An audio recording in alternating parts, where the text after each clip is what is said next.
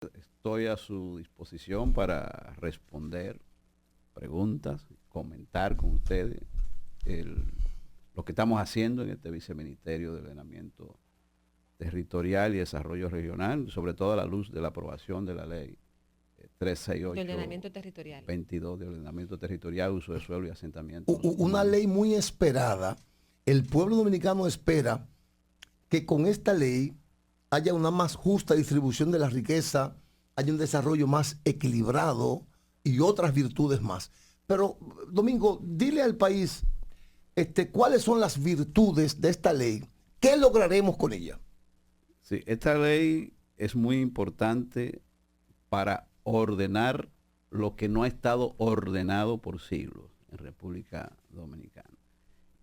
Y el territorio se ordena con instrumentos de planificación y el suelo se ordena con esos instrumentos. ¿Qué resulta?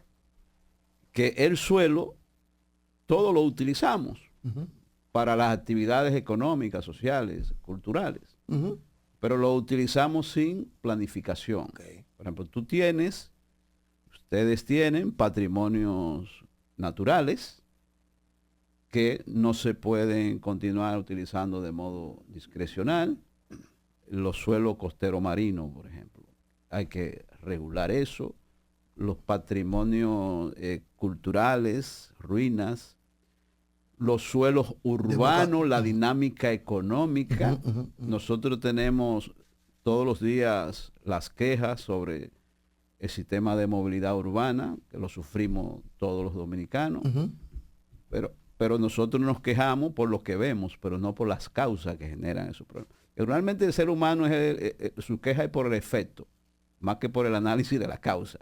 Entonces, tú tienes que cuando la expansión urbana se va dando sin regulación, entonces se va generando más carga ambiental, vehicular. Entonces, hay que zonificar el uso de los suelos industriales, los suelos agrícolas, los suelos urbanos, los suelos mineros. Esta ley viene a regular la clasificación de esos suelos.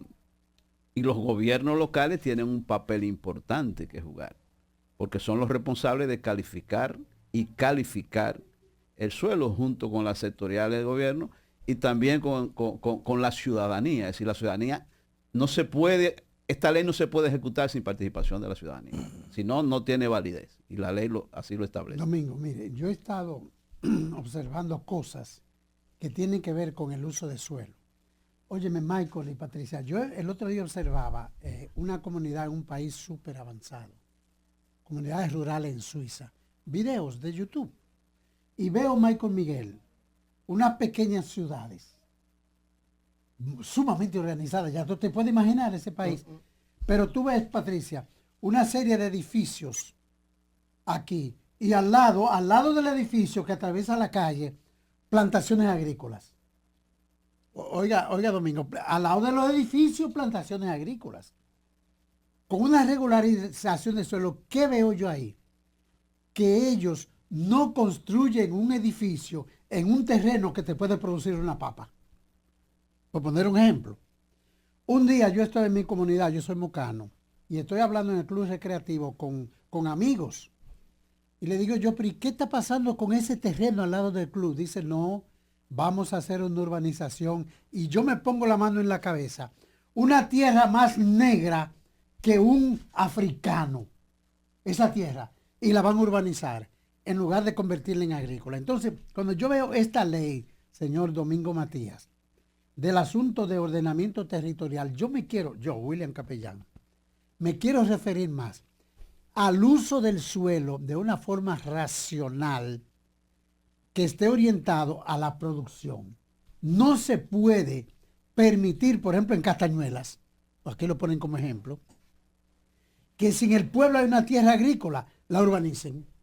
Cuando esa urbanización se puede hacer a 1 kilómetro más allá en una tierra que no sea agrícola. Usted me copia la idea que yo tengo. ¿Cómo ustedes van a manejar eso, señor? Sí, la ley establece la clasificación de los suelos, ¿sí? De los suelos. Y la clasificación se hace en coordinación con las sectoriales de gobierno. Por ejemplo, tiene que participar agricultura. Ahora mismo nosotros estamos trabajando en Moca con el plan de ordenamiento territorial. ¿En Moca? Sí, y es importante porque un plan de ordenamiento territorial tiene que tener un enfoque de gobernanza, donde todos deben de participar. Claro, claro. Porque el territorio es una construcción social. Quien hace el territorio es la gente.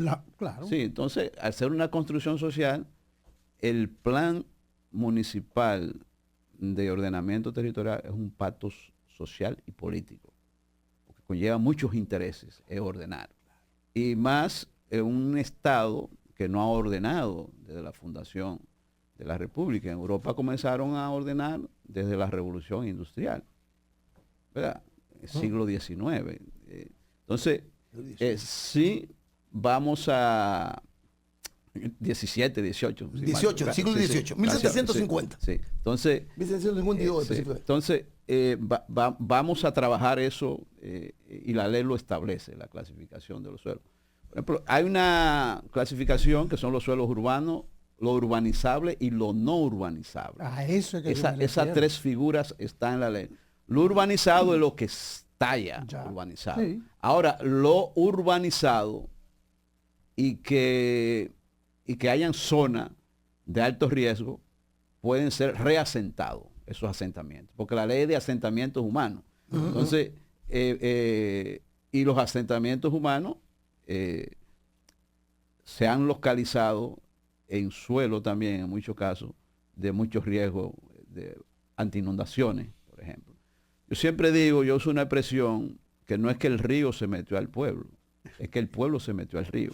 Entonces, en la medida que se va construyendo municipios, en esa medida se van ocupando los espacios del río. Entonces, en el caso de Castañuela, que tuvimos durante esta semana y también estuvimos en Manzanillo, es un municipio de alta producción arrocera de Castañuela. Sí. Yo soy de Castañuela, sí. Nacido ahí y criado en Castañuela, y conozco bastante. Pero también tuvimos Manzanillo, donde se va a hacer una inversión importantísima con el puerto, y ahí se está ya registrando una dinámica económica. Es necesario desde ahora comenzar la regulación. Te decía de Moca, en Verón, Punta Cana también vamos a empezar. Estamos definiendo una estrategia de cómo ordenar los municipios turísticos, porque son, sin olvidar los otros, los municipios turísticos son los que más expansión urbana están teniendo. Yo siento que ese proceso podría ralentizarse, porque tú dices, estamos trabajando, por ejemplo, en tal sitio, o sea, como si fueran pocas personas instalando el ordenamiento territorial. ¿Hay personal, hay presupuesto para que esto se haga realidad? Excelente pregunta.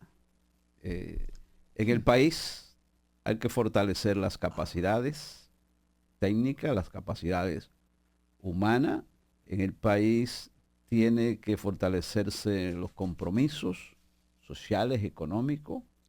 El tema financiero no es un tema que es únicamente de gobierno. Los sectores productivos tienen que participar en ese ordenamiento.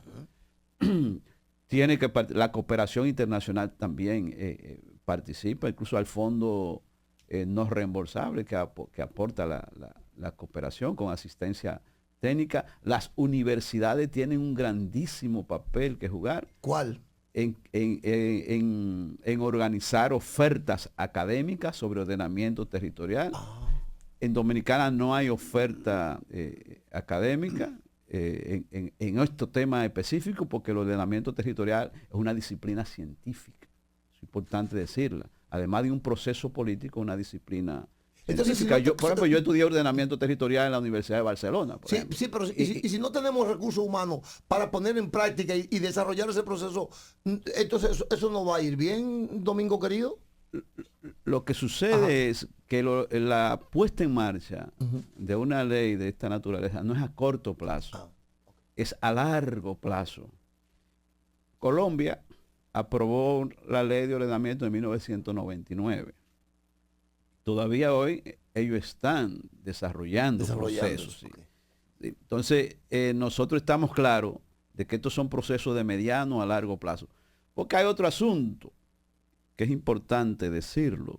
Tú puedes tener un plan de ordenamiento territorial en el papel, como ocurre con mucho proceso de planificación. Hay muchas autoridades que andan con los planes en la mochila, pero no le dan presupuesto a los planes. Entonces los planes tienen que estar alineados. Y en el Ministerio de Economía, Planificación y Desarrollo, estamos conscientes de que hay que alinear el plan con el presupuesto. Entonces, ¿que hay presupuesto suficiente? No lo hay. Eso estamos conscientes y hay que responder. ¿Que hay oportunidades para conseguirlo? Sí. Y vamos a aprovechar esas oportunidades, como decía, pues la sociedad civil tiene mucho que jugar en esto también. Hay muchas organizaciones de sociedad civil que trabajan los temas de desarrollo local, que también nosotros hemos constituido una mesa nacional de sociedad civil en planificación local, donde hay más de 30 organizaciones que trabajan los temas de desarrollo, y es una mesa abierta, y donde nosotros estamos, este equipo siempre tiene que estar la presencia. Mesa Nacional de Planificación Local. Señor Domingo Matías, ayer el presidente, sacándolo de su terreno y llevándolo al plano político y gubernamental, ayer el presidente Luis Abinader emitió un decreto con el cual movió a algunos funcionarios. Yo quisiera tener su opinión al respecto. La sociedad dominicana, en términos históricos, los presidentes siempre mueven funcionarios de un lugar para otro dentro de su competencia, y nosotros como Ministerio de Economía estamos abocados a coordinar con esas entidades en función del rol de planificación que nos toca jugar, al margen de la designación que se haga. Nosotros tenemos una visión institucional técnica de lo que es el papel nuestro con los demás ministerios, con los demás sectores.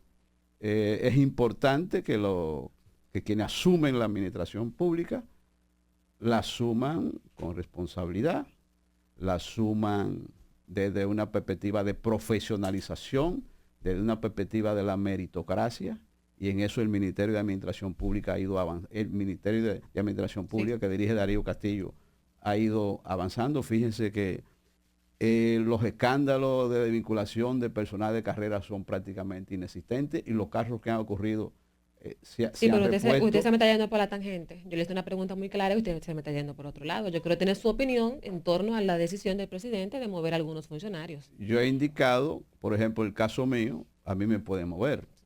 El cargo es transitorio. Nadie puede estar sujeto a un cargo secular. Hoy puede haber un decreto diciendo que Domingo Matías ya no es viceministro de Desarrollo Territorial y otra persona. Es un derecho. Entonces, que tiene el presidente. Claro. El presidente tiene ese derecho, y yo insisto, sea quien sea, nosotros como ministerio vamos a cumplir el papel de acompañar para que las cosas salgan. Una bien. Respuesta muy diplomática. ¿Usted considera, a propósito de esa pregunta, de eso que plantea, que ella es provocadora, usted sabe, ella lo hace? Por ejemplo, estas decisiones son decisiones muy pensadas desde el punto de vista técnico, por la conveniencia del país como tal. Decir, bueno, Domingo Matías ya no está ahí, pero vamos a poner otra persona, perdóneme, más capacitada, vamos, suponiéndolo, y a Domingo lo mandamos a otro lugar. Oprima muchas veces el componente político en ese tipo de decisiones. Siempre en una decisión presidencial va a haber un componente político, siempre. Y la sociología política así lo expresa, la ciencia política lo entendemos perfecto. Así lo expresa.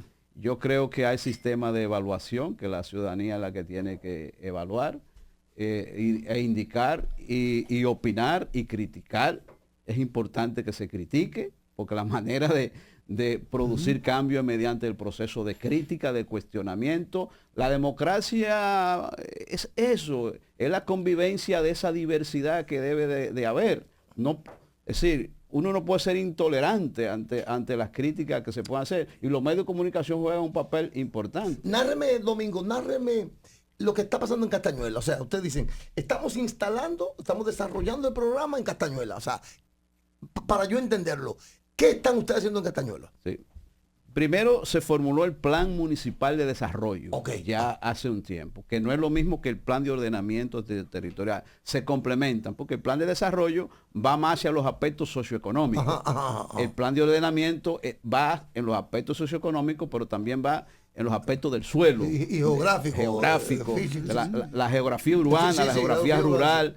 Es más integral. Por eso sí que es una disciplina científica, el ordenamiento territorial. Pero Castañuela es el municipio de más alta vulnerabilidad ante el cambio climático en República Dominicana. ¿Por qué esa vulnerabilidad?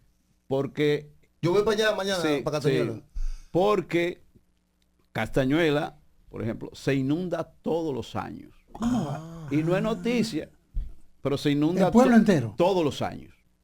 Junio, julio, agosto, Castañuela está inundada. ¿Qué la inunda? ¿El río?